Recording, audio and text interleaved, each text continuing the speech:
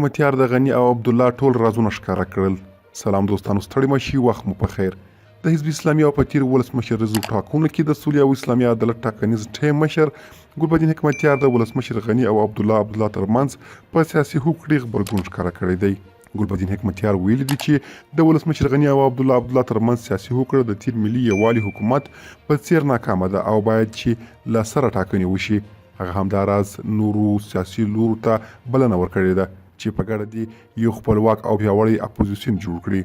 د ګلبدین حکمتیار له لوري په یوه خپره شوې اعلامیه کې ویل شوي دي چې د غني او عبدالله ترمنځ شوې هوکړه د تیر ناکام حکومت تکرار دی او دا هوکړه نه د کړکېچ په حواله کې مرسته کولی شي او نه هم یو متحد حکومت رامنځته کولی شي. د یادولو ده چې په تیرو ولسمشریزو ټاکنو کې ګلبدین حکمتیار هم نوماند و چې د اشرف غني او عبدالله نه وروسته یې 3.15 رای ترلاسه کړي وې. د نورو ناکامو کاندیدانو په څیر ګلبدین حکمتیار هم د ولسمشریزو ټاکنو له پایلو منلو انکار کړی و او ویلي و چې ټاکنو کې پراخه درغلي شوې ده.